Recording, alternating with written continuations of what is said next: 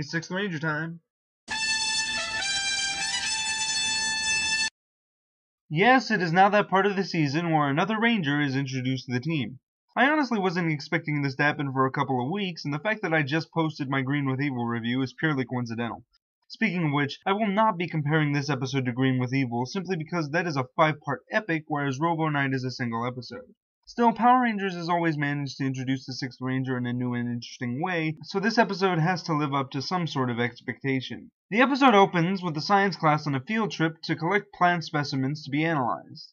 In space, General Malcor tells Brock that he has found mutants on Earth and that they would make good allies.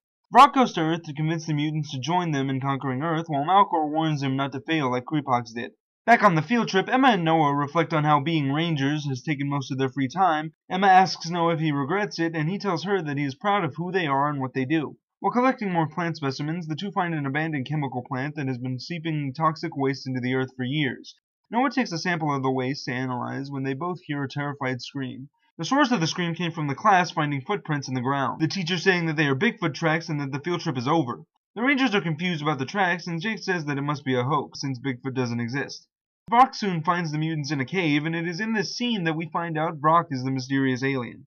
After talking with Brock, the mutants agree to join forces to destroy the human race. Meanwhile, the team is analyzing Noah's sample at school before getting called by Gosei. The Rangers go investigate the disturbance and split up to look for danger before a snake monster bursts out of the ground. As the Rangers prepare to fight the monster known as Hisser, the other mutants arrive, Emma recognizing that the big one is responsible for the tracks from earlier. The mutants say that they were created from the pollution of the chemical plant, and after a very long conversation about humans polluting the Earth, the mutants attack. The Rangers split up and fight all three monsters at once, but they are soon beaten down. The mutants say that humans are weaker than they expected before Hisser blasts the Rangers with toxic sludge. The team tries to fight on, but the sludge has weakened them, and Hisser easily knocks them back. Hisser is about to finish the Rangers when a ball of light suddenly appears and crashes to the ground. A metallic warrior appears out of the resulting smoke and introduces himself as Robo Knight, protector of the environment and defender of Earth. While Hisser is occupied with Robo Knight, the other Rangers get rid of the sludge and fight against the remaining two mutants. Troy calls on the Sky Brothers for help, but the finishing blast doesn't seem to even faze the mutants. It is only because the mutants decide to retreat and recharge their energies that the Rangers are victorious, and when they leave, the Rangers watch Robo Knight's fight against Hisser. Robo Knight ultimately has the edge of the whole fight and eventually finishes Hisser with his Vulcan cannon. The Rangers are in awe of Robo Knight's use of power cards and talk with him a bit before Hisser suddenly grows and mutates further. Robo Knight tells the Rangers not to interfere and actually morphs into the Lion Megazord to fight the monster. As the Lion Megazord, Robo Knight is able to knock Hisser back to his original form before destroying him for good. The mutants are angered with Hisser's defeat, saying that they need to destroy Robo Knight before Brock says he has a plan.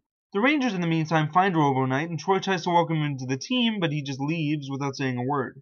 The team arrives angry at the command center and asks Gosei why he didn't tell them about Robo Knight.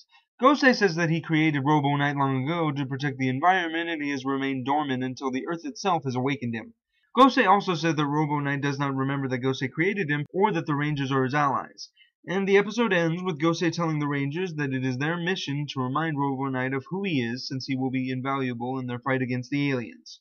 Over the past few weeks, I've noticed that there are at least two types of Megaforce and Power Rangers filler episodes in general. There are some like Going Viral and Who's Crying Now that focus on the Rangers as individual characters, and there are others like Stranger Ranger that focus on a one-off character that the audience doesn't really care about. Robo Knight, however, is a filler episode that doesn't have a central character to latch onto, and as such, it makes it the worst episode of the season so far. And I really hate to say that because the introduction of the Sixth Ranger is supposed to bring the season to a new level of interesting. Still, the episode isn't all bad. I like Robo Knight as a character. His backstory is different from past Sixth Rangers, and he has a very cool RoboCop vibe to him. But the environmental message is so annoying in this episode that I flat out forgot that Robo Knight was going to appear until he showed up. Also, why didn't Troy recognize him, seeing how he was in the Vision in Mega Mission? And I understand that protecting the environment is part of his backstory, but did we really need to waste time with the Rangers and the mutants having the same argument about humans polluting Earth twice? Speaking of which, the mutants are also introduced as new villains in this episode, and while I do see them as a threat, even they are preaching about pollution, and that doesn't make much sense considering that they are made of the stuff. Lastly, I want to talk about the reveal of Brock as the mysterious alien. You're telling me that you had me intrigued for a new mysterious threat for at least 3 weeks, only to tell me that it was Brock the whole time? If that's the case, why the hell is he wearing something completely different than his original outfit? It can't be that that is just his Earth wear, since he didn't feel the need to costume change during Harmony and Discord. And I know that they look similar, but I was thinking more along the lines of that they were related, not that they were the same person. I apologize if I'm ranting, but I really did want to like this episode, but it is just too confusing, and frankly, I found it boring at points. Hopefully, next week's episode will have a bit more to offer.